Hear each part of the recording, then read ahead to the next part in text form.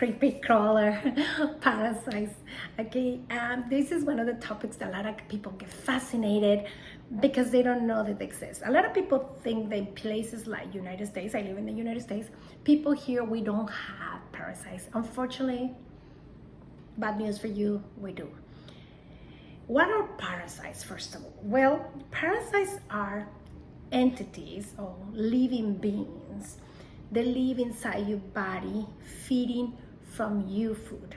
For instance, you eat and they just grab your food and eat it. So they cause a lot of malnourishing to people, and also they produce a lot of waste product, and that's called mycotoxins. So they get your body sick over time because so many toxins, and also you are bad nourished. Most of the diseases actually, they have something to do with bad nourishing and toxicity. So parasites, they create the perfect storm for you to be sick. So diseases that they relate with it is like asthma, allergies, diabetes, cancer, anything in the spectrum. A lot of people, they say, well, I already did a test, but my test come back negative. Unfortunately, a lot of people, they don't understand it. The parasites, they can grow anywhere in the body. And they're very sneaky because when you do the test, they can come back negative and you still can have parasites. Yes, unfortunately, that's how it works.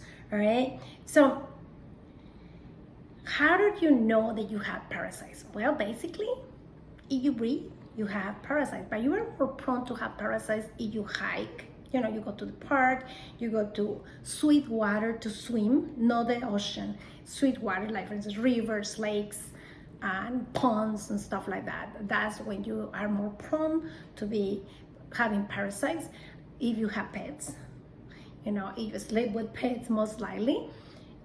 And also, if you have another person that come to your house and live with you and sleep with you, well, maybe you can get parasites. One of the main reasons that people don't understand that they are kind of contagious. I mean, contagious in a way, because for instance, if you have somebody that come into your house and they sit down and watch TV and they're relaxed, you know, parasites, sometimes they can come out of your anus and leave the eggs up there. And that's how you transfer the eggs to other people. Now, a lot of people, when they have a husband, a wife, or, you know, they start having a boyfriend or whatever, and they sleep together, when you lay down together with somebody at night, sometimes the parasites, they come out of your anus and they can transfer to the other person. That's how you can get transmitted the parasites from animals.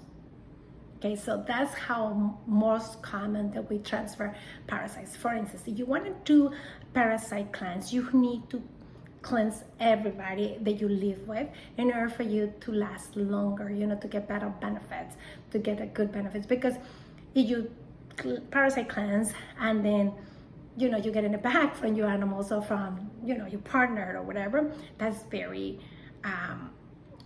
not very effective long term. It can be effective short term, but you're gonna get them back really quick.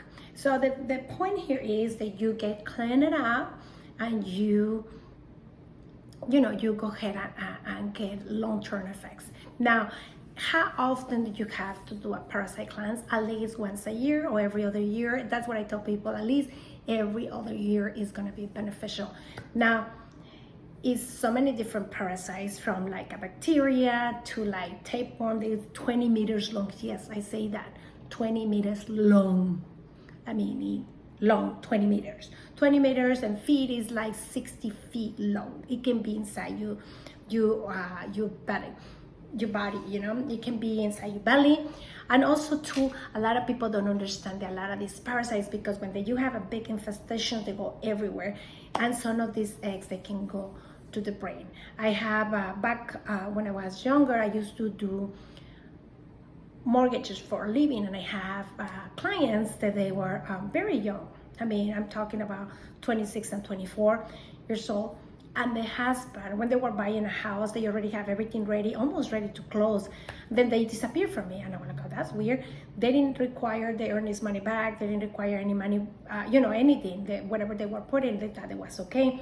Next thing you know, the lady called me 2 weeks later after that they disappeared, and they told me that the main reason that they done that is because it was because the male, the husband, went to the store a block away from their home, and he just went walk, and he got disoriented and ended up in the hospital with a parasite egg on the brain. So that's possible, and a lot of people, they don't relate it. Sometimes headaches, they can be related with that. I mean, itchy nose is very common. When you have a lot of itchy nose, it's parasites. Itchy anus too. When you have a lot of things in your skin, like rashes and stuff, that can be a parasite. Like I say, phlegm is another one. I used to have parasites, and can tell you that one of the symptoms I had a lot, it was big belly, but very skinny. I'm very skinny and a big belly. That's very common to have. Also to, phlegm. I used to have tons of phlegm, and I was like always, like one of those kids that they have a lot of phlegm for whatever reason, and I didn't know why. But until they give me a parasite cleanse, unfortunately they give me a parasite cleanse with they coming out live. So they were coming out the roundworm. I don't know if you know the roundworm, the ones that look the same like the ones in the garden. Okay, that looks exactly the same. They were coming out of my nose, coming out of my mouth, and coming out of my anus at the same time. I had, my mom and me, I have to pull it out because I was suffocating and I almost died. So it's so many different ways that you can do parasite cleanse. You can do it with food. In that case, they give me some food. They call it raw pumpkin seed and epazote. It's an herb that we use, a lot of culinary herb that we use a lot in Mexico. And it's very effective, but the roundworm is not effective for everything. It's effective, some food is effective for certain parasites and other ones are effective for other parasites, okay? So in this case, for the roundworm, it was effective. Also, you can do papaya seeds, empty stomach in the morning, everything you have to eat by empty stomach.